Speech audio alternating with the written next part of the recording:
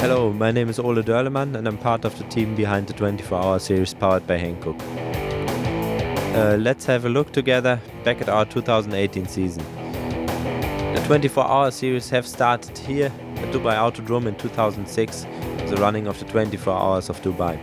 And they now have evolved into an international stage for touring car and GT machinery, taking part on 3 different continents in 2018. The 2018 season started in the Middle East with the 13th running of the Hankook 24 Hours Dubai.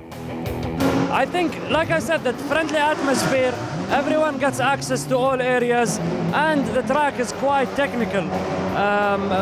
Another advantage that this race has, or a challenge, is that I think you spend more than 12 hours in the dark, which is very challenging for the drivers. I think that is what brings them back. Series perfect. I was driving since 8 years in the Creventic series, and like the other years, I think this year will be a good year. We have a lot of new tracks in this year, very interesting for us drivers also, and I think it will be a good year. Last year I was also here with another team called Oyser, and we was not so lucky last year, so I took the chance this year with another team. The 24H TCE division is a division inside the 24-hour series, and it is designed for touring cars, just from cars very close to production cars on the road, up until TCR cars that are designed especially for circuit racing. We have designed BOP for every class to make the race an even playing field for everyone competing. We are in Dubai at the Dubai Autodrome already for the 13th time that we organize this, the Hankook 24 Hours of Dubai. This is the second biggest motorsport event in the UAE. Drivers come from all over the world. Many are professionals, but most are so-called gentleman drivers. That doesn't make the Hankook 24 Hours of Dubai an easy race to win. So what can we expect from the race? This track is renowned for being quite slippery in the first corner, and it's a long race and there's a lot of cars here, so it's better to be cautious and come through gradually over a period of a few hours. The pace car is off the track. 90 cars from the GT series and the TCE series are heading towards the main straight for the start of the Hankook 24 Hours of Dubai. The lights are off, and at the front of the field the GT cars are battling for their positions, but behind them the TCE series entries are just starting their race as well. John Barnes in the 229 Ginetta started this race from pole in the TCE series. The 2 CWS entries are right behind him, and they're not in the mood to stay there. And in the midst of the traffic, James May takes the lead. It was good. We lined up P4 on the grid. I got up to P2 on the first corner. I think by the end of lap 2 we were in P1. Kind of held that and built about a minute lead. The TCR class is led by the number 216 from Modena, and they're up to second position in the overall standings. But the driver is reporting a problem. Well, we just got a report that he had some contact. He was being passed by a car. I think the car went wide and ran into our car. So we don't know exactly what happened. We've seen the car on TV a few times. It looks like one of the driving lights is out. The bumper is crushed, and one of the fins, the fender fins, is hanging loose. And the driver is reporting that the steering is off and probably the camber as well. A perfect spin by the Ultran 308 Pershore. More drivers having problems keeping the car pointing in the right direction. And as darkness has now fallen, all the cars need illumination, but not from flames. Unfortunately, we had what appears to have been an exhaust fire, which rendered some of the components, in particular the electronic parts, we couldn't carry on. So disappointing for the drivers and, of course, for the team. But like we've demonstrated in the past, we will regroup. Optimum are capable of winning their class in this race in the past, so of course in years to come we'll come back stronger and show that we're still a good team at endurance racing. Vincent Rademacher battling technical issues in the 888 Audi. Gearbox problem, so bearings for probably, and some noise from the gearbox, some temperature was rising from the gearbox, and yeah, that's it. And changing the gearbox, it's too long walks, but yeah, it's racing, it's motorsport, and especially 24 hours. Yeah. Competing in Dubai in a mixed field is what racing is all about. A massive cloud of smoke.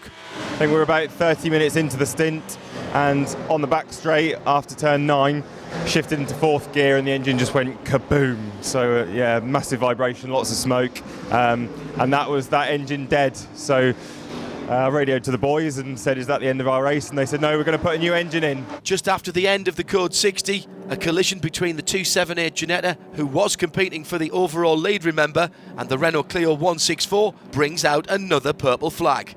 I spoon a little bit because I don't know if maybe of cold tires or maybe there was something on the track, I don't know. And the car goes slightly by side, and then a bigger car hits me from behind, so bad luck. As the race progresses, there are plenty of happy teams and drivers. It's a lot happening on the track, really. A lot of overtakings, some incidents, so you really need to be focused all the time. But great atmosphere, was huge fun. Hard work by CWS on the 278 car.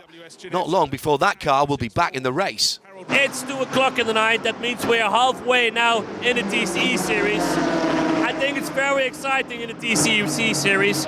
In the beginning we had some cars from the SP3 class in the top. They had some bad luck, and now at the top there are some cars from the TCR class. And here's how it stands in the Touring Car Endurance Series. The number 129 LMS Racing by Baz Kooten still holds on to the overall lead. That means they're in line for vital points in the Championship of the Continent too. Liqui Moly Team Engsler is second, the 57 of Lap 57 Motorsport in third. All those 3 leaders are TCR class cars. Fourth in TCR, the Audi 115 from Bonk Motorsport. The Red Camel Jordan.NL 303 Seat is fifth. Stanko and Tanner's 212 is sixth. All of the top SP3s have had to deal with issues. It's taken them out of the overall top 10. The class standing shows the 178 CWS Ginetta has a 4-lap lead over the 238 Lemare Cup car in second, with the sister CWS Ginetta in third. The FIA-approved 24-hour endurance series powered by Hankook, it was one of the first major series to adopt Code 60, and this year an extra person is allowed to assist during driver change. I'm wearing the green vest because I'm in charge of driver assist, which is a new role in 24-hour series. I am allowed not to work on the car, but I may assist the driver stepping in and out of the car. That's correct. That was new since this season. That was the first time we are using the green tabard. That's the person who can help the driver to get in and out of the car. So how does this improve the safety? For drivers it's pretty hard to see because they are wearing a closed helmet to see whether they fit the seatbelts on properly. And we as crew, we can see it ourselves much better than the drivers do. So it's a good choice of Creventic to change this rule. Just after halfway, the 50-metre board at turn 14 disappeared earlier in the race. Thomas Gannon in the 99 Honda Civic, a bit eager on his outlap, destroys the 100-metre board too. Rudolf Rein has driven his first stint in the night. I drove just in the night. I think with my pace I was very good. I drove about the third fastest lap. And for my first night race and 24-hour race, I'm pretty happy with that. The 129 has a firm hold on the lead until a miscalculation. Yeah, it started really well, but at the end we are running out of fuel. So yeah, I was stuck on the track without fuel, and with the car before he can throw us back to the pit lane. But yeah, it was a shame, but we are now in P2 and fighting for P1. 15 hours of racing completed.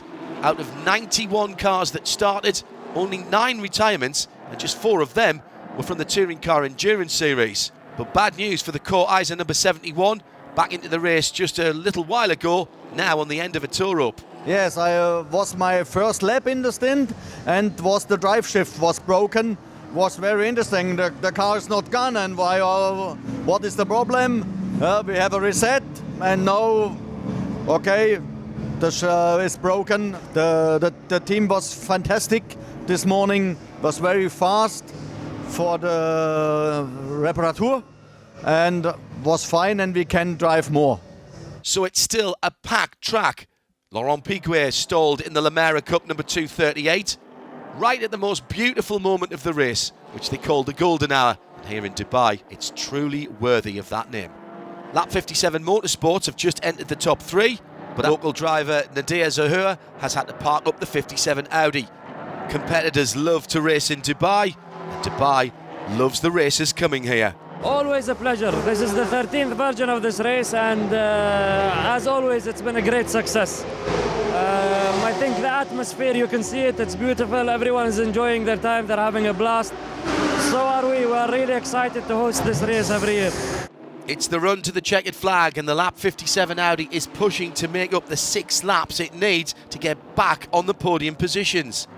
Anthony Lambert is rejoining in the 125 Audi, which has been in the garage for the last half hour.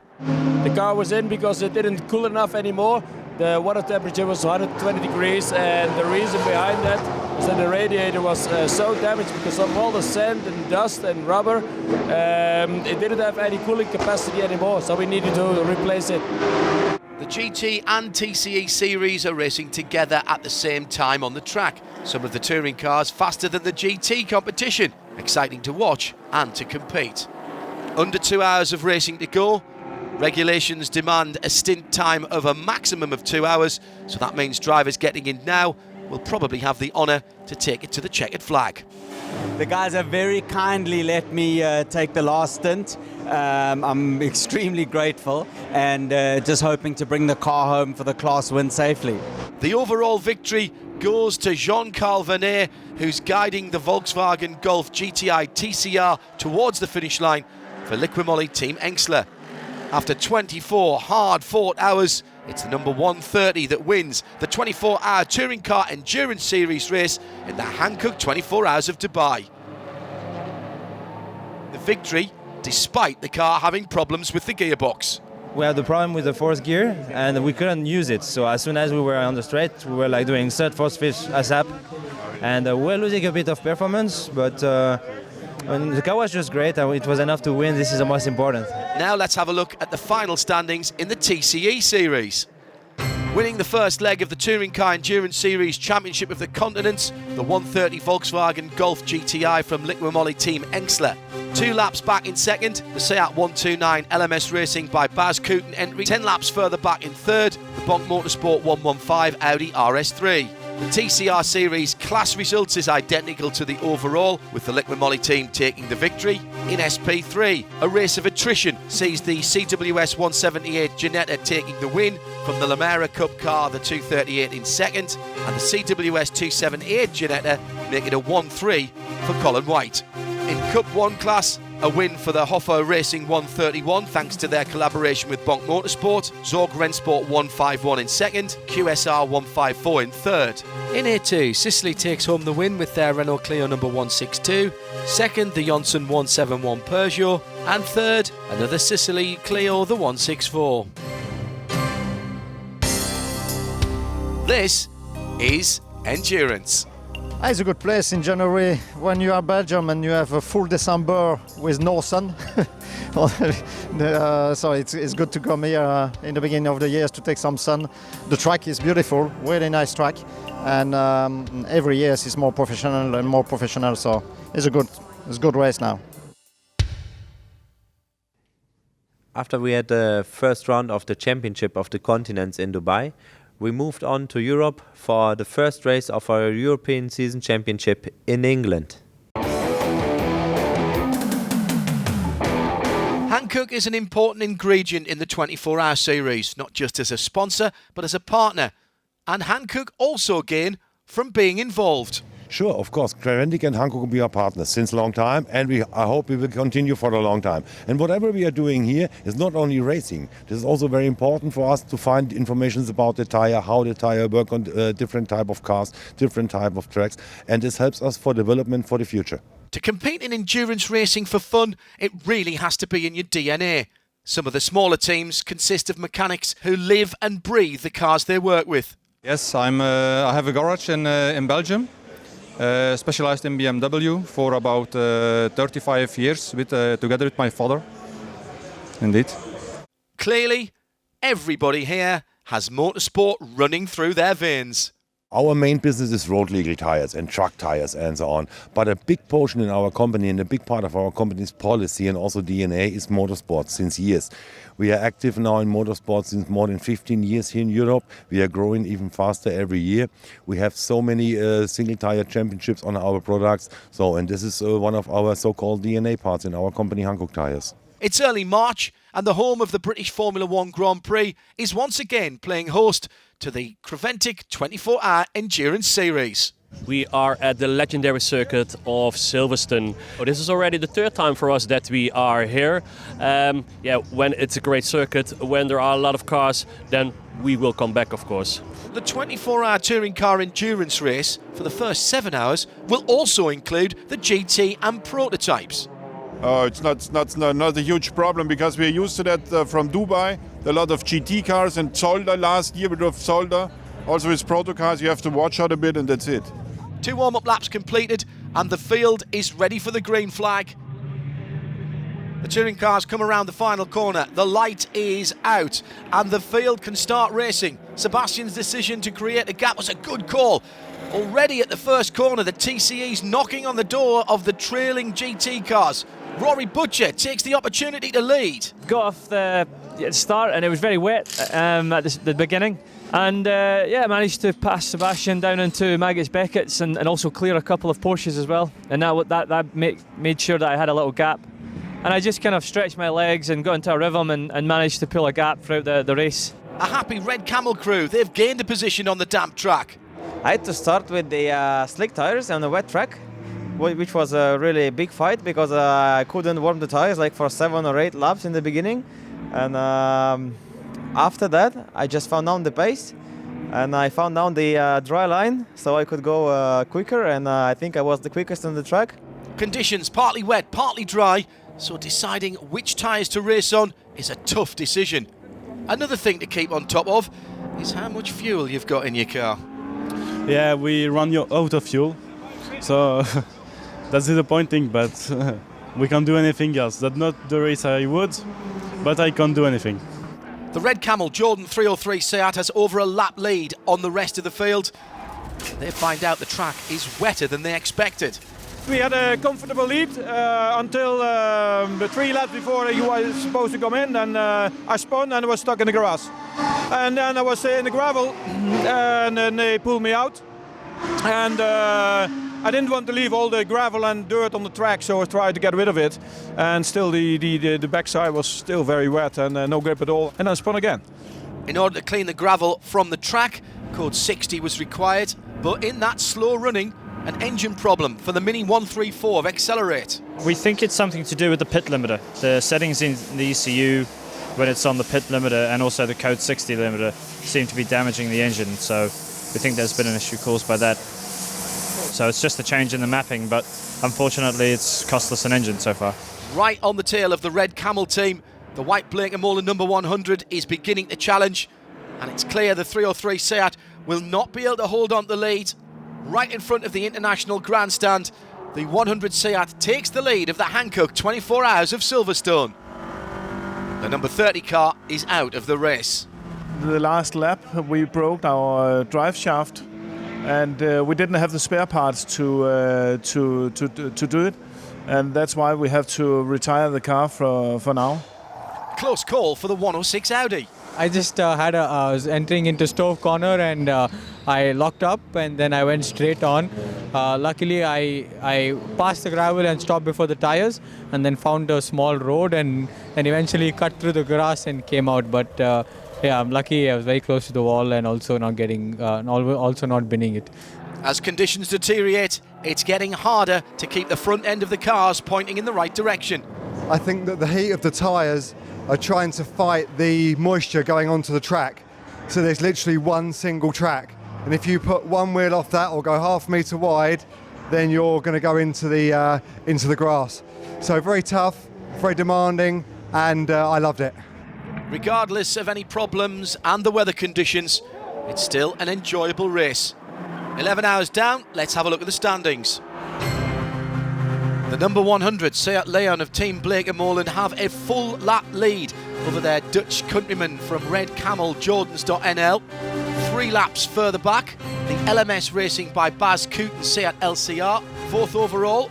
And also in the TCR class, the Holmgaard Motorsport Volkswagen 102. They have a 5-lap lead over the 175 NKPP Cupra TCR from Holland, and a further lap back, the Accelerate Audi number 106. The Hoffa Racing number 131 is up to 5th position overall, first in A3, second in that class the Duo Racing number 235, third the Synchro Motorsport 76 Honda. In other forms of motorsport, it might seem like engineers and technicians spend most of their time on the sidelines, but in endurance racing they are essential for any sort of success, and they do love sitting in that pit box. The fun stuff is if we are sitting in our tent and wait for the cars came in, and we can make some new stuff, new setup, but we don't know what the car has doing, and maybe a damage on the car when the car came in and something like this. We don't really know what about it. But the fun stuff is we're sitting and just wait. Track conditions are still difficult. It's a challenge to avoid the wet patches and stay on the racing line. Dan Wheeler needs outside assistance to get the 76 Synchro Honda back on track, as well as a clean-up of the car by his pit crew. But good news, it's a 24-hour race, so if you make a mistake, you can make up for it later on. We had a bad start. It was my choice to start on slicks. We should have started on rain tires, but we tried on slicks to see if we could gamble a little bit. But that was the wrong choice, so the first 4 hours were not good, but now we are back on the track. We are number 4 and we are heading for number 3. Everyone pushing to the max, but if you don't ease off the car a little bit before the pit stop, that means your crew has to deal with red-hot brake discs. We always ask the driver to try to keep the brakes some cooler for the last 3 corners before he comes in for the brake change, but not all drivers do what we ask. And then we have to change the brakes whilst they are really, really hot. At the front, the Seat 100 from Blake-Molen and the 303 Red Camel continue to battle. The weather intervenes again. Fog drifting over the circuit. For sure, there is only one dry line, and now when the fog comes down, it brings some moisture to the track, so it's really tricky. The exceptional weather conditions has required an exceptional decision from race control. At 2 o'clock we got some complaints from drivers that the visibility was getting worse on the track. So we went out for a couple of inspection laps and the fog went on stronger and stronger. So we decided at 2:15 to stop the race with the red flag.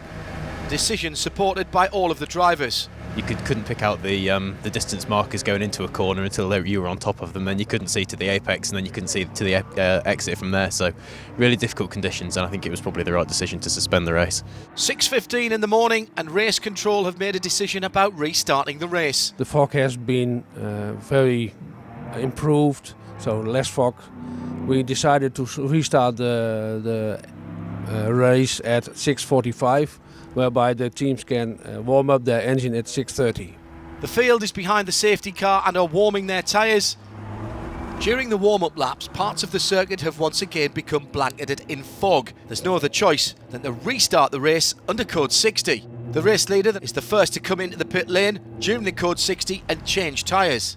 They weren't unique in the tactic, most teams choosing to do the same thing. It was really slippery. We had slick tires on the car from last night, and this morning we took the decision to change on wet tires directly because the temperatures were still too cold. You didn't get the temperatures into the tires. The green flag is shown and we're back to racing. The fog is cleared enough that the race could resume safely.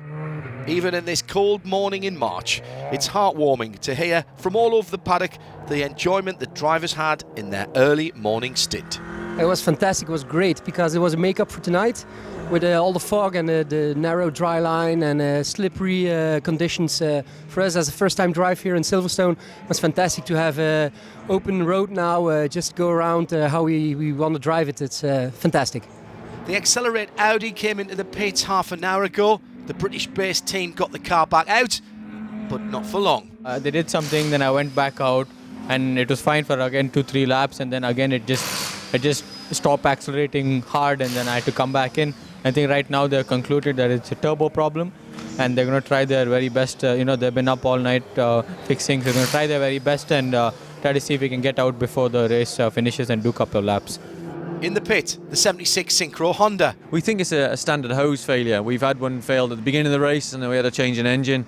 It seems like it's another hose, the same one, or it was a new one we put on. We don't know why. We're unsure why that's sort of happened, because it's, say, a standard engine, standard parts. They don't have any issue with our road cars on that, so we're not sure what we've done to cause it. So the venerable Civic Type RM, which earned Synchro last year's championship, ends its racing career here.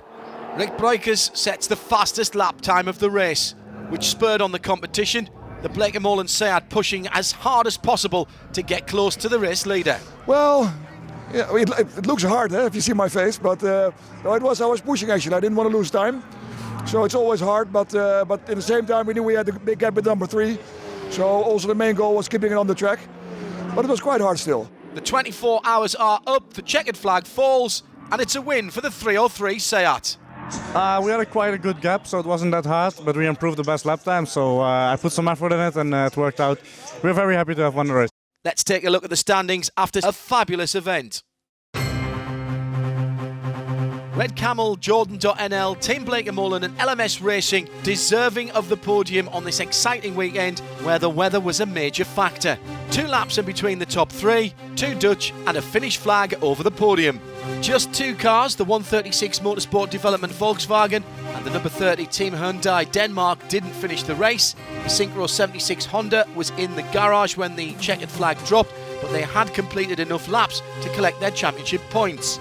In the classes, we celebrate the victory of the top 3 with the TCR class the same as the overall podium. In the A3 class also included the Cup 1 class cars this weekend, and they took the top positions. Hofer Racing, powered by Bonk Motorsport 131, takes the top step of the podium, flanked by the Duo Racing team, whose 235 finished second, and the PDM Motorsport team, whose number 999 BMW Z3M finished third. After a cold March in England, we moved to warmer spheres in Italy for the second round of our European Season Championship. This is endurance. We talk about be careful, look what you do, look behind, make sure that nobody hits you, make sure that you don't hit anybody, because all the time we spend here in the garage, all the drivers, all the other cars is still racing. So we is caring a lot about staying on the track.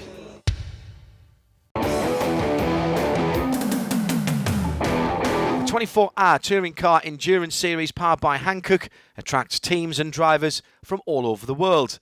Spectators come from far and wide to watch, and next to that, paddock stands that come from the other side of the world.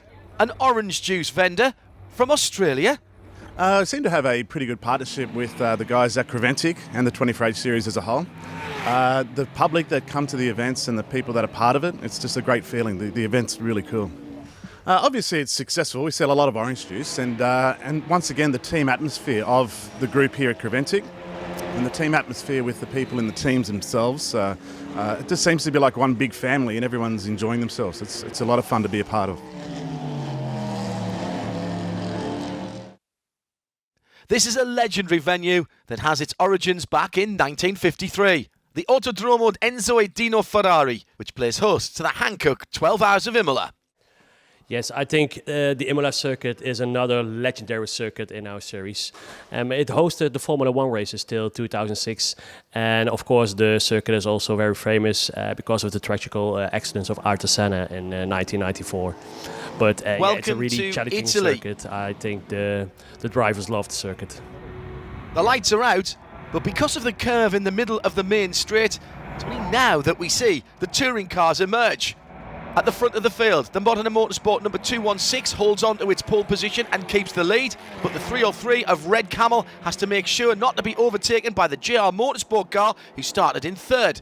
But straight after that corner, Rick Breukers in the orange Seat manages to push ahead and overtake not only the 118 of GR Motorsport, but also the leading Modena car. I wanted to defend from a car that was right behind me, and then Rick Breukers passed me on the outside. So that was kind of a turn number 1, and we were in second. Harry Hilders takes a short excursion off the track, but it hasn't ruined his good run up to now. 555 goes off track and nearly gets collected by the Modena Seat that was trying to get into the pit lane. Frank Baydorf in the BMW M4 of Munchkopf Racing is a bit puzzled about some debris on the track. I heard it was from my car, but I didn't know that. And we don't know how it's possible that we all lost, that we have so much damage. But there were others who did see what happened. Munkhoff is in front of us. In, I think, turn 9, he misses the apex, goes out, and his plastic rear bumper goes over the bump and it breaks in two. So he comes on track again and is floating behind him. So here on the straight, it breaks loose, and I go right and Ivo goes left, and it's in the middle. We saw it happening. We were live, sitting front row, saw it happen. In the final moments of the first part, Rob Cohen in the 151 loses the lead in the Cup 1 class when he puts the BMW into the gravel. As the flag came out and the other cars were in Parc Fermé, he still needed to be recovered. The cars were untouched in Parc Fermé overnight. The night has passed. The 216 Modena and the 118 from GR Motorsport head the field towards the start. The race has recommenced. All the drivers following Matthias Besch in the Modena 216 Cupra. I did the start where we were leading the race, so it was pretty cool. We had a really good rhythm and a good pace, so obviously it was great. It's Marco Poland who is the first to overstress the car, and he spins off track. Of course, to get a good result, you need to keep your car on track, and not all of our drivers manage to do that. This brings excitement for the spectators who love seeing the spins. The pit stop of the former race leader goes haywire when, by accident, the fire extinguisher is set off and covers the whole of the inside of the car with fire retardant foam. I think just someone just pressed it on the driver change. We have to investigate, but obviously we need to make it different or make a cover on top of it. By mistake, you just press it, and then we could not run with extinguisher, so we had the extinguisher incident. We had to change it, and then we had a penalty because we ran without extinguisher for a few laps. So all in all, it cost us quite a lot. Stephen Liqui swapped to GR Motorsports this morning, but the 118 BMW has had its problems. Driver before me reported problems shifting from 5th to 6th and 4th to 5th, and the gear shift pump was struggling. It had some air in the dropped a little bit of oil out the system, so the pump wasn't changing gear properly. Yeah, all credit to JR Motorsport for getting the car back out and keeping it running. One of the early leaders and a favourite for the race, the Red Camel 303, is slow on track. The Cupra is stuck in 4th gear. Yeah, we were hoping for more code 60s or other problems, so we decided to stay out. Our lap times were more or less the same as the slowest BMWs. Looking at the traffic and just cruising. At the checkered flag, it's the 129 of LMS Racing who have been consistent and fast enough, and indeed they've increased their lead to a full 7 laps by the end. I think we were leading like 3 laps or 4 laps, so what I will remember is that it was super hot. So that's what's gonna come home with from here. And here are the standings. Top 3 cars are all Cupras. LMS Racing, a deserving winner with the 129 car. NKPP 175 second overall. Third, Modena Motorsport number 216. The TCR podium identical to the overall, so the drivers were handed both trophies at the same time before they got to the champagne. So that's LMS first, NKPP second, Modena third. In Cup 1, the trophies are presented to Hoffa Racing, powered by Bonk Motorsport, whose number 131 BMW took the class win. Second, their sister car, number 127. Third in Cup 1 class, the number 151 of Zorg Rennsport. The top step of the SP3 class podium, occupied by the drivers of the number 786 from Scan Grip Racing. On the second step, the 118 of GR Motorsport, and the Munchkopf Racing number 259, third position. In the 24-hour endurance series, the cars are identified, of course, by their starting number, which is illuminated during the night.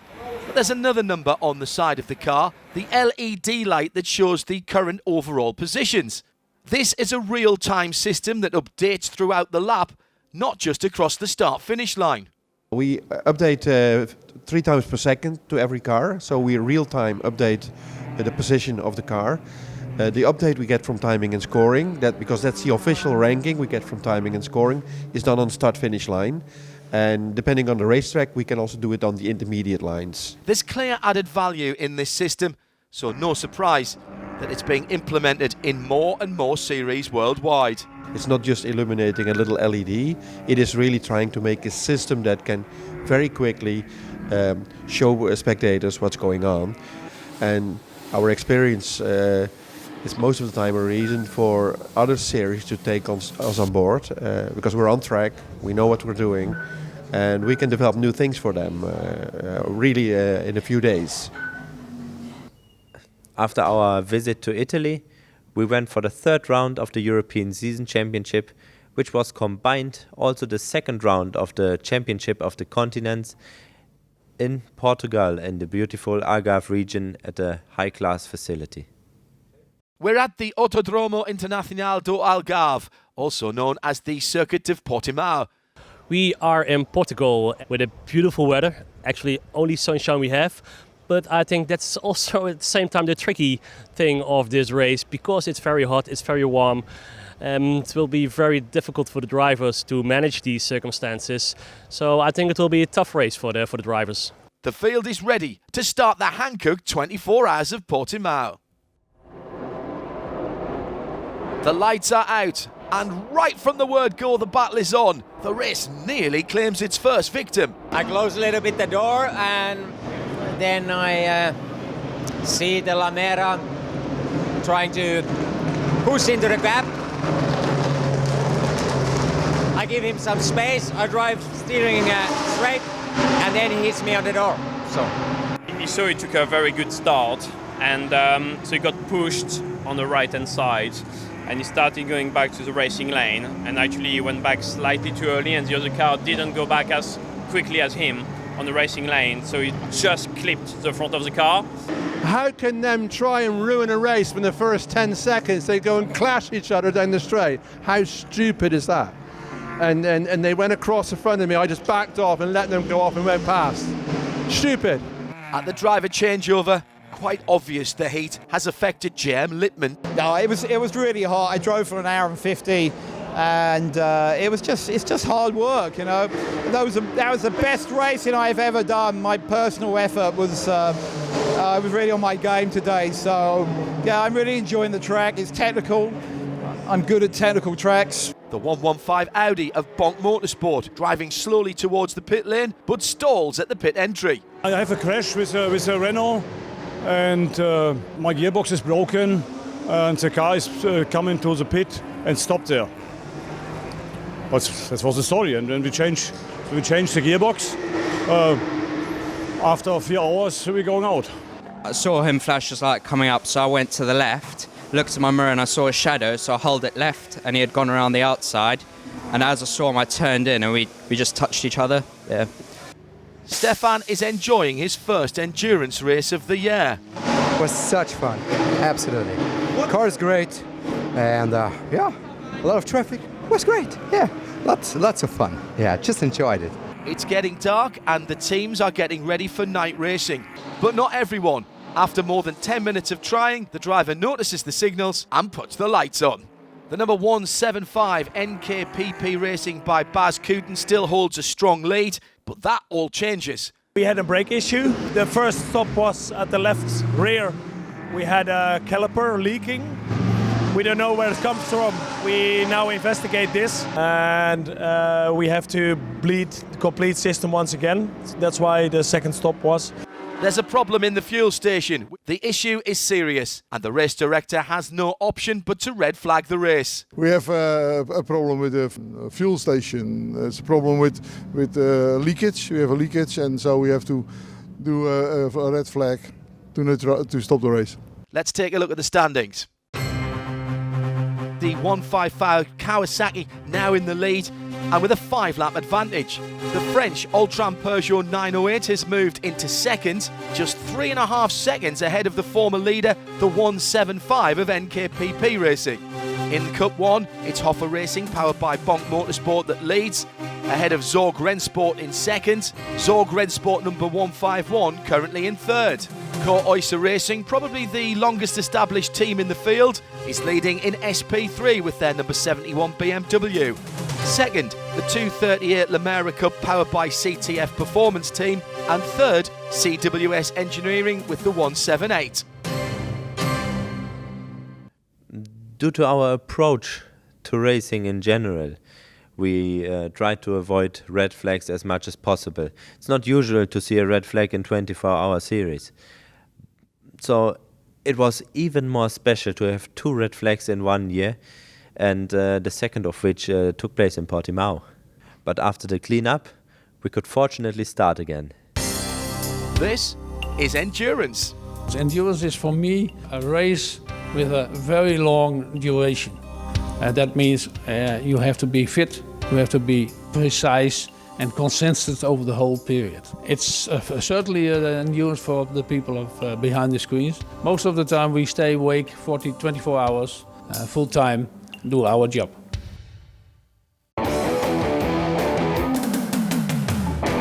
In every pit there are drivers, mechanics, engineers, catering, managers, and sometimes the team owner. Everyone has their own set of tasks. Some of the drivers not just satisfied being out on track and have become a team owner. I've always drove a car for many, many years, for about 40 years.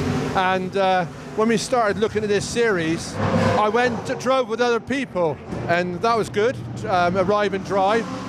But I always felt that I want to be part of the repairing the car, and the strategy. I like strategy racing.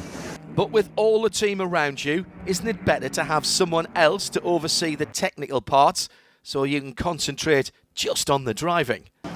No, I love doing the mechanics as well. I like doing both. I've got Rob here running the team this weekend. I'm helping him do that, but he's doing the majority here. But when it comes to fixing the car, I can see fixes to the bodywork and the basics of the car so that I can see him and make things for it. I think it's better when you go to a pay driver, you say only a pay driver and you drive only, then you have no to say. Yes, it's a passion and with the Audi and yeah. Seth Thomas has done this in a different way. He's hired Zorg Red Sport to run the car, but he decides who is going to race with him. And that's this whole year. I've got a group of guys that are coming over to race with me, kind of same situation, where they've raced at several tracks in the U.S., but it's time to come over to Europe and try some different tracks, unique tracks compared to what we have back home. We'll restart in the way the race paused, with a code 60. The code 60 was for the cars who were on track, who could refill, and the cars who were in the pit lane who could refill. The fuel station is empty, everyone's topped up their tanks, and we're back to green flag racing. The light is slowly returning to the Portuguese sky. The sun coming up, but low track temperatures. One of the drivers lucky enough to be out at this time in the morning is Michael Cox. I was in the car from when it went from dark through to the morning, and I found the sunshine was very, very bright on a number of corners, so it's quite difficult to see the apexes of the corners, which surprised me quite a lot. So yeah, it was quite tough out there, but good fun. Adam Hayes in the CWS Ginetta is in the gravel. Normally this would point to a driver's mistake, but that's not the case this time. The driver reported he had a wheel wobble on the back, and we found the wheel had fatigued and cracked. So we had to come in and we changed the wheel over. In the 115 Audi of Bonk Motorsport is Alexander Prince. Out on the track at the same time in the number 1 Hoffer AMG is his new wife, Chantal Prince. Yes, we have been on the same time on the track. It was once. I think it was this morning, and for me it was really exciting for me to have this moment together with my new wife on the racetrack. Yeah. The FIA-sanctioned 24-hour touring car endurance series powered by Hankook is in Portugal for the second year running. The points collected here count towards the European Championship as well as for the Championship of the Continents. This is a collection of races in Dubai in the United Arab Emirates, the race in Austin, Texas in the United States, and this one in Portimao, Portugal. But championship points are awarded to each class. Currently second in Cup 1, Bonk 152 BMW. The circuit is really great. It's really technical, it's fast. All the drivers have behaved really well up on the racetrack, so it has been a lot of fun. Maybe just a bit too hot. So there's no air coming into the car. And I'm just getting hotter and hotter and hotter. I can feel my heart rate getting higher. It was, yeah. In the Bas Koeten pits, two drivers are getting ready to battle each other. For sure it will be very exciting. The team calculated it will be very close until the end. He's a little bit faster and I need to manage my tires a little bit better. So in the end we will see. But it will be very interesting. Yeah, we got some drama which we definitely didn't want to. So it's going to be fun. Yeah. Big fight.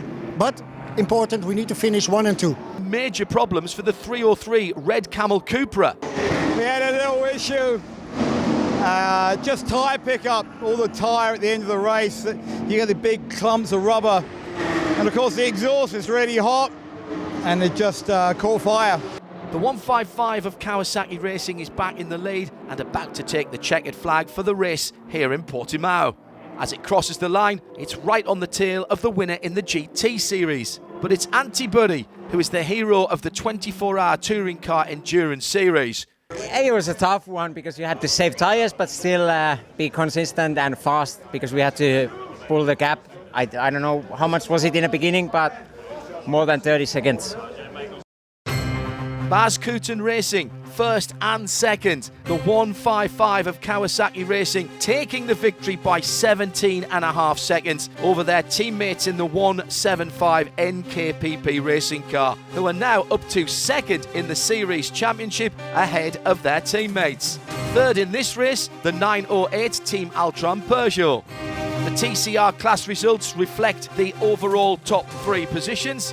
155 Kawasaki, NKPP Cupra 175 in second, and the 908 Pershore in third. A decisive win in the Cup 1 class for Hoffa Racing powered by Bonk Motorsport. Second and third, the Zorg Rensport 152 and 151 cars. And in the SP3 class, the Lemare Cup powered by CTF Performance number 238 takes the top step of the podium. Second, CWS Engineering's Ginetta number 178. Third, the WEC Motorsport BMW number 139. The Creventic organised endurance series continue to develop, racing with prototypes, GT cars and touring cars in the European Championship, of which this Barcelona race is one, and the Championship of the Continents, with Asian, European and American races. And from next year, a brand new series in the Middle East. We have a new championship, a short championship in the Middle East for GT cars and prototype cars.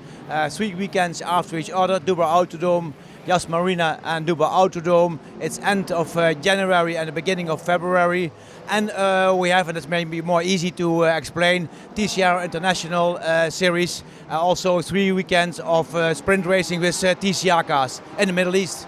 The events will follow shortly after the 24 Hours of Dubai. So we really want to try to support the Middle East region and encourage European companies to leave the cars in the Middle East to participate there in more events. It's a perfect pre-European season championship. There will be 2 races in Dubai, one 6-hour one and one 10-hour one, and there will be one 4-hour race in Yas Marina, Abu Dhabi. It's a nice competition, a lot of track time, which is interesting for cars and teams, and you can register on our website, and otherwise you can always contact us. The name of the series sponsor is already known. Yes, we will do that with Hankook, of course. We will also do a lot of local. We expect local teams and as well teams from Europe. Where we do the shipment for. So it's a new challenge, and we try to get that started here. So we trust in it, and it will work because it's a unique opportunity for the teams to do a lot of testing in the winter time. After our race in Portugal, we moved to the other side of the Iberian Peninsula for the 20th running of the Hankook 24 Hours Barcelona, an event that we are very proud to be able to host in our calendar once again. The Formula One track that is close to Montmello is hosting the Hankook 24 Hours of Barcelona, which has attracted teams, drivers and spectators from all over the world. Well, I think it's the historic of this track. The circuit itself already organized it before we did, before we helped, and it's the 20th edition this year. So it's very special, of course, because of the Formula One. They have the race of the Formula One. The teams are doing the training over here, the preparation for the new season.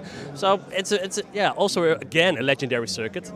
Saturday the 8th of September, 12 o'clock, moving into the afternoon, 49 cars moving towards the line, ready for the start of the 20th Hankook 24 Hours of Barcelona. The field is unleashed. In the touring car race, the 278 CWS Ginetta is already creating a gap to the rest of their competition, and by the first corner, it's already put two of the GT field behind it and is battling door-to-door against the 117 Crossbow for the next position up the grid. Yeah, terrific start. And we got penalised a bit because they're running a bit fast, so we're only allowed 80 litres of fuel. So we can only run shorter distances of time. Balance of performance, known as BOP, ensures the competition in all classes is on a level playing field. Drama strikes as a result of that battle in the opening lap. He had a collision with a KTM car at the start of the race, which squashed the exhaust against the inner panel work, and then it caught fire. I think that the fire caught fire to the tyre, and the brake line burst and put the oil onto the tyre, which then takes harder to put it out because it's behind the wheel, and so they can't get the fire extinguisher behind the wheel to put the flames out. The NKPP 175 has profited from the code 60. This car caught fire right in front of me, so I said I'm coming in because I think it will be a code 60. I go in, and on the green I go in. We can fill up the tank all the way. And whilst we're tanking, it's code 60, it's the long code 60, and that's where we gained. And now we're in position number 2. So far, so good. The Red Camel Jordan.nl entry slowly working itself up the standings. We are now fourth in class. Our lineup is okay, not the fastest, but we hope with the teamwork we go for the podium. Drama in the A3 class as the leader, the Synchro number 76, had a crash. Andrew Hack lost the brakes and the car is out of the race. Smoke on the Catalan track. Then the 908 Ultram Pershore emerges from the other side of the smoke cloud. Something has gone wrong with their engine. So this is the turbine of the turbo. And it's just broke. So this is what we call a blow of turbo or engine. And we had to change the turbo. So we lost 2 hours. Out in the darkness, Ashley Woodman is really not enjoying his stint. It was difficult, just couldn't get a rhythm. Whenever I tried to, the GTs were just flying past us. It was hard. I know the other guys were dealing with it, but we had a bit of a twisted belt when I was getting into the car, and they didn't put me in the right frame of mind. It's midnight, let's have a look at the standings. Big changes at the front of the field as the NKPP entry has fallen down to 9th. The local teams who are leading now, the 108 of Cupra Monlau has 5 laps over the Baporo number 133 Audi, and the 303 of Red Camel's Jordan.nl is now in the top 3. The other classes have thinned out a little, just 1 car running in the SP3, the 178 of CWS Engineering. First, the 278 sister car went out, and in the last hour, the Munkoff number 259 has retired too. With the 76 Synchro Motorsport Honda already out, the 131 from Hoffa Motorsport just has to finish the race to win its class. This is endurance. It's difficult to explain what is endurance. I think it's a really nice kind of racing because the speed is important, but also to manage everything it's really important. The teamwork, and also I think the atmosphere in this kind of races it's quite special, and yeah, and it's like a family.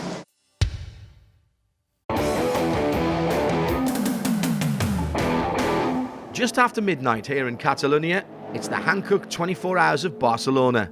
Driving in the dark is a major attraction of these 24-hour endurance races. I love this, so I will appreciate for sure. It's good. Yeah, you can't see that much, but the grip is good. The grip is better due to more rubber in the asphalt, so it's better now. So. Yeah, it's very hard because it's not easy to see the track. It's very hard. Yeah. Silverstone is difficult to drive at night because there's no illumination at all. But here it's a well illuminated track, so you won't see many degradation in lap times. I think we'll do the similar times. Red Camel has been part of the competition. Last time out in Portugal, their car caught fire, but for this race, it's rebuilt and back again. In Portimao, the car was set on fire, but we put something in the back to protect the pickup, so that should not be able to happen again.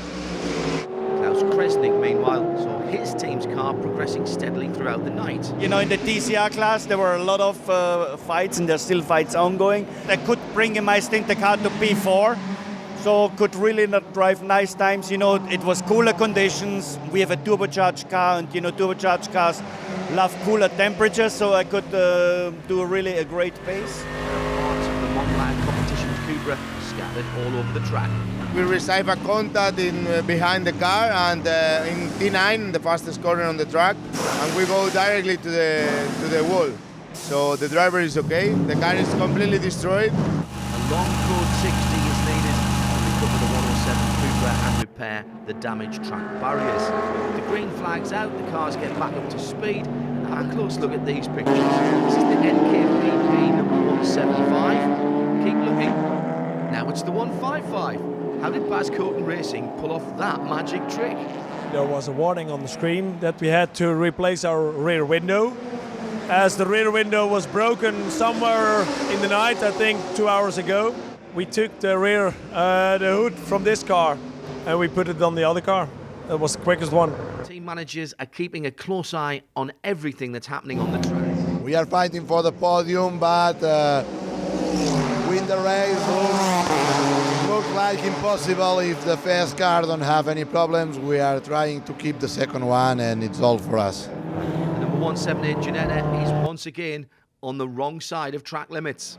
Just broke an oil pump belt, so it cut the engine out. So we got it recovered, put a new oil pump belt on it, and sent it on its way again. Not even the overall leaders dare think about their victory. But it's a Spanish team, Spanish drivers in a Spanish car on a Spanish track. Surely they have the best chance to keep the trophies in the local area. We lost 24 hours. This season we couldn't do the whole championship, but at this track is our home. The team from Barcelona, so it has been amazing team, amazing drivers. As we get close to the checkered flag, Colin White has taken the opportunity to bring the 178 CWS Ginetta out for the final laps. Still with a 5-lap advantage, the 108 Cupra Racing Moly competition team is sure now to take the overall victory. We knew the race was going to be long. We knew our strength was the team. We have a very powerful car, a car that is quick. Maybe there are cars that are as quick as our car, but our team did a very good job, and I think that's been the key to be able to be in the front. Confirmation then, after 24 hours, in the 108 Cupra TCR DSG win and a happy 24 hours in Barcelona. Francesco Gutierrez Agui is sharing his absolute enjoyment with the team. Yeah, very, very happy.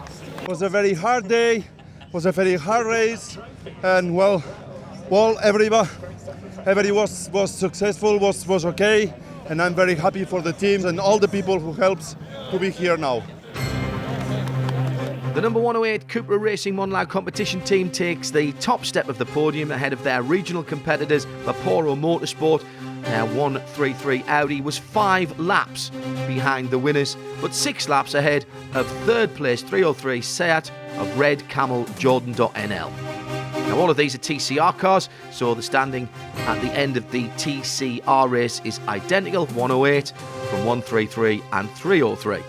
The CWS Engineering number 178 takes the SP3 class. The car endured a lot of problems in the race, but Colin White's team kept the car going and take home the trophy. The other entries didn't make the finish. Coming to the end of the race, none of the A3 cars were circulating, but after nearly 12 hours in the garage, the Hoffa Racing BMW number 131 did come out, did the final laps and took the finishing flag. The other competitor didn't complete enough laps to collect any championship points. This weekend the curtain falls on the 2018 European leg of the Hankook 24H Touring Car Endurance Series. The Hoffa 131 comes into this weekend with a 14-point lead. They know they're this year's champions, but they have even more to fight for. The European Championship looks really good. I mean, the team title is already secured, and now I think we have to be in the second place in this race to secure also the Drivers' Championship title. And in the Worldwide Championship, I mean, yeah, we have to see. We need to win in Austin to also have a chance to win this title too. There's a tight battle in the TCR class between NKPP Racing number 175 and the 303 from Red Camel Jordan.nl. We have to finish in front of the Bascut and NKPP car, but I think we have the speed to do it, so let's see tomorrow. It's a long race. This day is special because for the first time after 10 years doing every 24-hour race Creventic has organized, we have a chance of winning a big prize. It's a measure of the camaraderie in this paddock that both teams would be just as happy if the other one wins. The most important thing is you're racing together, and the championship is only the final result. We will party anyway. That's for sure. That's for sure.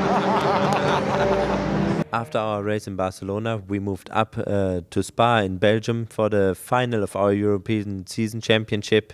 Here, winners were born, decisions were made, and champions rised.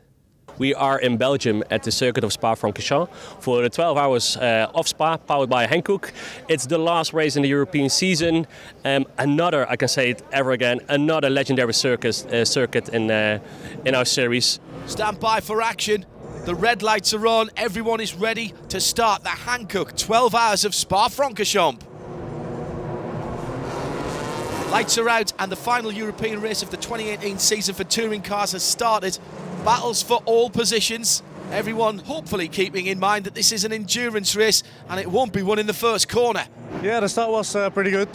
We came out P2 after turn 1. The stint was very good. Jean-Laurent Navarro, who was impressive in the first lap, has crashed the 136 Volkswagen. Yeah, this car has crashed after the 13th lap because he had too much oil on the track, and the driver take the brake, but he brake on the oil and he's crashed. And now it's not possible to repair it because he has too much damage. The Volkswagen is outnumbered by Seat Cupras, but they all run to the same technical regulations and homologation. That's equal performance and equal racing. It's very nice to have close racing. It's nice to go to the track and know that we have the same material as all the other ones. So it's up to us as a team to prepare the car, the setup, and the drivers to use the car they have. And the difference will be the drivers and the strategy. And it's a very nice concept for us. Ivo Brukus got into the 303 Cupra, but the car was released too early. I released the car. I was expecting the Audi was just driving in the fast lane in the pit lane, and then he came in quite early, in my opinion, to do his pit stop just the boxes in front of us. And then he was not continuing with the 40 speed in the fast pit lane, so then I released the car. So that's what happened. Munchkov 259 BMW out on circuit with an unconventional wheel configuration.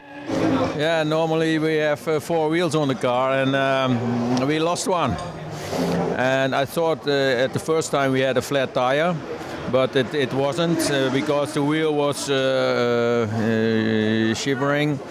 I talked to my crew what can happen, and they said come slowly to the pit box. So I did it, but at the end I lost my wheel. Aston Martin CEO Andy Palmer has a problem keeping his Vantage under control. They've been working hard. The car isn't as high in the standings as they expected. We had a little problem earlier with a fuel pump. So our job now is basically just finish the race. We're a bit behind, and so now it's a war of attrition. Code 60, there's a crash It's the 152 BMW of Zorg Rensport that has gone into the barriers. So we were at the top of a Rouge, and the car was just getting loose as the session went on, and just got loose and stepped out on me, and I couldn't save it. Ended up on the inside wall, just kind of pinballed, and it just happened in a fraction of a second. The battles in the TCR class have been the fiercest all year. So what's the current status for the championship hopefuls? It means that as it looks now, we lost it, but you never know what can happen, so we keep on pushing. But if nobody makes mistakes, then it's a done deal. It's getting dark here in Belgium. A team that's had their fair share of issues is the tongue-twisting tic-tap-tot car sport. It was been very difficult because we have quite a lot of crashes in the race. No, then for us we had too many repairs in the workshop. They weren't the only team that have suffered from contact. As the 94 Porsche passes the 115 Audi, the driver sees some debris, tries to avoid it, but as a result touches the Bonk Motorsport entry. Yeah, it felt spectacular. You can bet on it. It's not nice. Yeah. But he came from behind and hit me on the side and pushed me into the barriers basically. Or I was I was passenger at that moment of time. So yeah. It's been a nice race. It's been a good race. It's always like this. We always battling. We always have a lot of fun. Yeah. If I see his car on the track, I start smiling. It gives me an extra second in a lap. It's the other way around. It seems, though, that neither of those teams will be overall season champions. That honour at the moment in the hands of Hoffa Racing. In the moment, we're leading drivers and team. And in the TCE class and the Club 1 class as well. Checkered flag has fallen, and the first to cross the line, the CWS Engineering 178. In the last stint of the race, the car has managed to snatch the lead. Great race. We've won, obviously, our class and won the overall TCE, so really pleased. And that one's for my dad, who couldn't be here, unfortunately, either. The CWS Engineering Ginetta claimed the top step. Second, the 175 Cupra NKPP Racing. They fell short by just 20 seconds, but still take the TCR class win with the Red Camel Jordan.NL a lap further back. A quick look at the top three in each category. Confirmation of the TCR top three. NKPP 175 win it from Red Camel number 303 second, LMS number 129 third position. The overall winners are the SP3 winners as well. 178 Ginetta 6 laps ahead of JR Motorsport in second. Team ABBA BMW finished the race in third. In A3, the Synchro Motorsport Honda number 76 took a 5-lap victory over a good battle for second. PDM Motorsport 999 finally getting the decision over the 185 from Down Agro Racing in third. And in Cup 1, it goes to the 131 Hoffa Racing car over Zorg Rensport 151 second and JJ Motorsport in third. After a fantastic race in Spa-Francorchamps, we were celebrating the winners at a great party in our welcome center, and the overall victory of the European Season Championship in the TCE division went to Hoffa Racing, powered by Bonk Motorsport, number 131 BMW M235i Racing Cup. The second place was claimed by Red Camel Racing in their 303 Seat Leon TCR, and the third place went to the NKPP by Baskuten Racing, number 175 Cupra TCR. The TCR class victory went to the 303 Red Camel Racing Seat Leon TCR. The SP3 class victory was claimed by CWS Racing with their 178 Ginetta G55.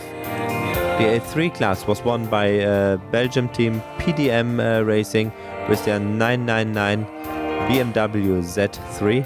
And the Cup 1 victory went to Hoffa Racing, powered by Bonk Motorsport, in their 131 BMW M235i Racing Cup. And there was still more racing to come in the 2018 season. This is endurance. Endurance racing for me is the most enjoyable form of racing because for me it means getting together 2 days in a row, full competition, hanging out with your friends and family and brothers.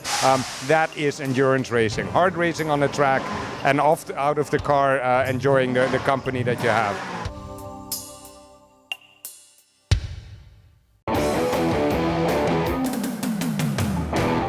Every moment of the race are monitored by the eyes of the race marshals on the post and the clerk of the course watching the TV screens. Here at Race Control we control the race, not only the race but all track activities from free practice, qualifying, night practice and the race. We are in close contact with the local officials who assist us with running the event. If you're a motorsport lover, this must be the best job around. Yeah, we have the best seat in the house perhaps. We can see with the cameras of the closed circuit television, which every circuit has, almost, well, perhaps 100% of all the on-track activities. We get the verbal reports by the marshals, and then we have a complete overview of what's happening on the track, and we can make our decision on that. The timing screens can be followed online as well as in each pit box, and there's additional information that comes from Race Control. We use it as well to inform the teams about a yellow flag in a certain sector of the track. We can communicate with all the teams by means of the timekeeping screens, and we have the information on where which car is.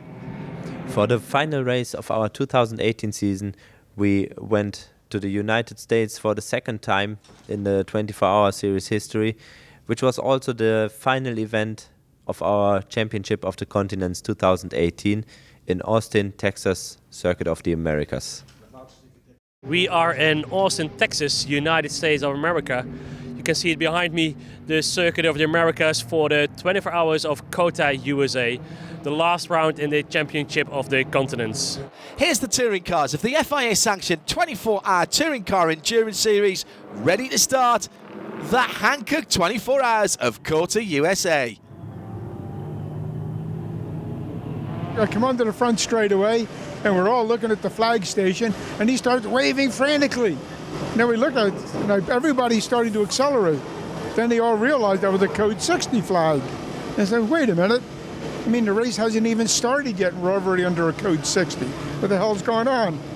It was my misunderstanding. I take too much speed off in the grid board, and I was too long distance between me and leading car, so I get 40 seconds penalty for that, and that's it. As the GT cars were closing in on the back of the TCE field before they'd even started, Race Control called a code 60. The decision was it was much safer to wait until all of the field reached the back straight before going back to green. Fortunately, not all of the drivers were paying quite enough attention. When the code 60 ended, I full throttle, and the other cars, they just thought, well, let's do 60, let's keep on doing 60. So I passed them all. But guys couldn't stay in front of the field for long. I turned in, ready for my first lap, and then the turbo pressure failed. And I had to come in, and it turned out that the hose of the turbo was loose. A code 60 is required for a GT car stopped on the track, but in the pit lane, it's a TCE car that's drawing attention. I was turning really good times, came onto the front straightaway, downshifted into second. As I started to power out, bang, the throttle went to the floor and I had no throttle. And so I pulled off to the side, called the crew, told them where I was, and I said, I got an idea. If I can limp to the pit out, I can get up on the angle, then we can back it back into the pit area. In pit number 23, the 238 Lemare has been worked on tirelessly by the pit crew. The motor was broken because we have a problem with oil pressure, and we put a new motor. A full engine change in just 2 hours. William Hendricks, normally on 2 wheels on a motorbike, but he's loving racing this touring car. It was quite exciting, you know, it was 90% dealing with traffic, but, you know, it was a lot of fun, and I hope to do it again soon. Great racing weather for a November day in Texas, but the forecast for tomorrow not as good. I don't know what the weather is tomorrow. They're calling for rain, so I'll do the restart tomorrow. If it's raining, I'll be happy. I like the rain, so if it's raining, maybe we can make up some time. It's not rain covering the track right now, but darkness. But drivers like this track in the dark. This is also the really fun track in the night because it's driving like a daylight. There is so much light on the track, so it's easy. It's very easy. Sparks from the 129 LMS Cupra, a right front wheel that is not behaving in the way it should. I don't know what happened, but we had a broken damper and we had to change it. We lost 10 minutes there, but guys did a really good job to recover so quickly. But yeah, we lost the lead and now we're chasing it. A stint behind the wheel can last anything up to 2 hours, and during that time, there's no time to take it easy. Every round, you have to be better and better and better. So that's perfect. Due to local noise regulations, the race continues tomorrow. So we'll take a look at the standings after 12 hours and 30 minutes of racing. The NKPP Racing Cupra number 175 have a 2-lap lead at the end of the first leg. Their nearest rivals, the number 129 LMS Racing, an identical car operated by the same team. The Pershore 308 of Team Ultran still in contention, just one more lap to make up. They're in third. The Cup 1 class now has the 151 leading by 3 laps. The Zorg Rensport BMW profited immensely from the bad fortune of the 131 Hoffa Racing BMW. They'll have to work their way up again from second. In SP3, it's the Core Oyster Racing number 71 BMW leading. The Lemare 238 is still in the pit lane. They'll receive an extra 10-lap penalty, but that means the team can keep working on the car overnight. The USA is a country well known for its wide variety of car racing, but the FIA-sanctioned 24-hour endurance series is something that they didn't have. We have some endurance races, but not in this sort of format.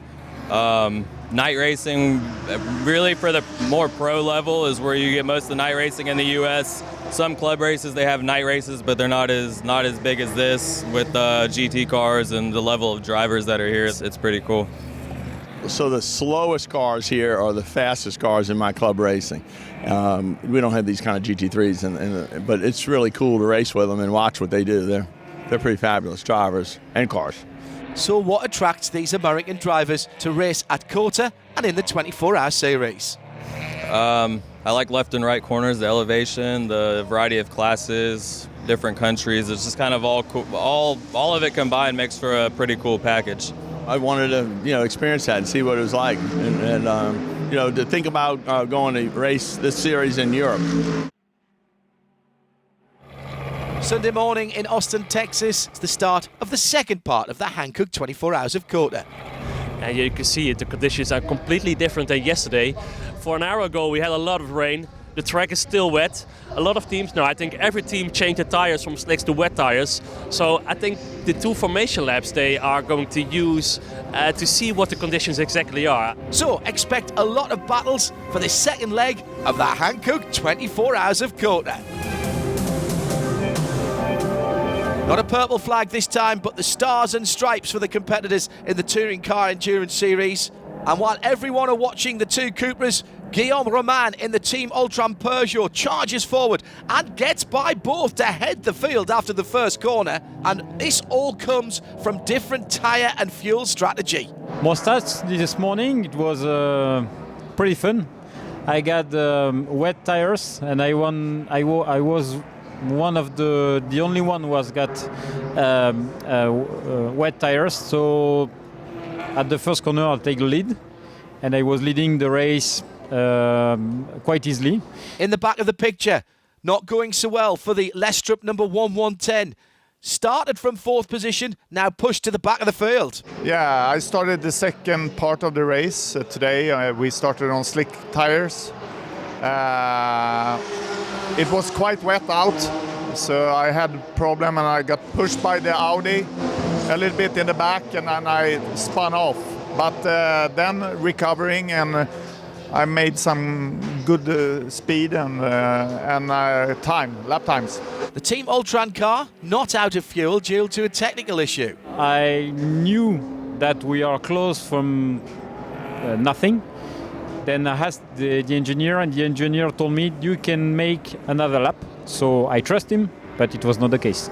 The Lemare today is going fantastically well. It's a little miracle that the 238 is running, because we've managed to rebuild one engine out of 2 broken ones, and it's running since 8 o'clock this morning quite well. So we're quite happy with 238. The 110 Lestrup TCR, just out of picture, tries to pass Ricardo Flores in a Cup 1 BMW. An incident out on the track, one of the tyres a couple of metres behind the car, and that impact has caused a lot of damage. Engine support, front wishbone, toe-in link, but the main problem in the rear is that the lower A-arm damaged the chassis, so it's not safe to repair it here and go out again.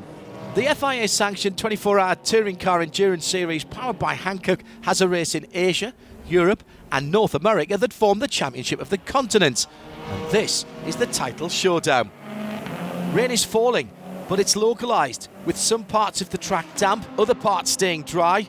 Baz Coughton Racing can be pleased with their results, both in this race and for the whole season. And plans for the 2019 season are taking shape. For next year we will go on with a Porsche at least, and of course with some TCR cars, as we are quite good in the game. We know how it works, we can win.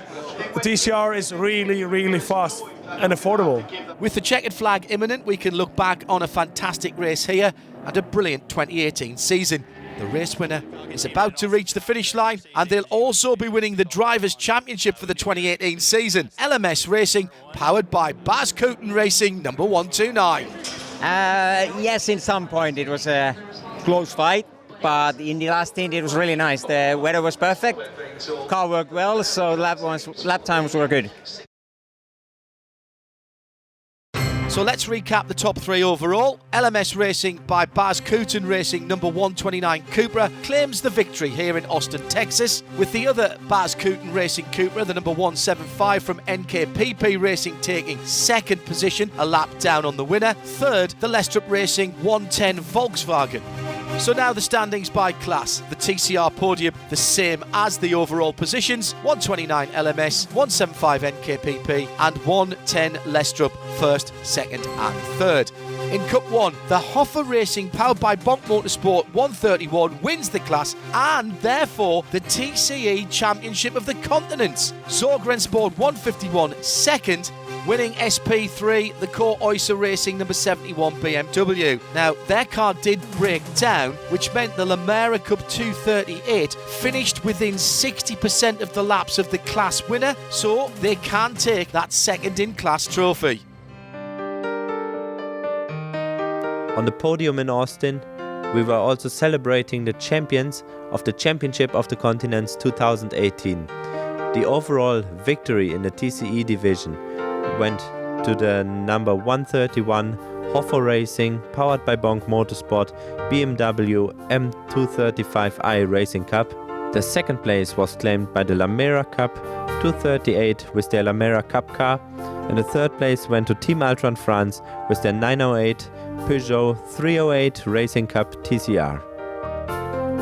The TCR category victory went to Team Altron France with their 908 Peugeot 308 Racing Cup TCR. The SP3 class victory was claimed by the Lemare Cup car of the Team Lemare by number 238. The A3 class victory went to Core Oyster Racing with their 71 BMW M3. And the Cup 1 victory went to Hoffa Racing, powered by Bonk Motorsport, number 131 BMW M235i Racing Cup.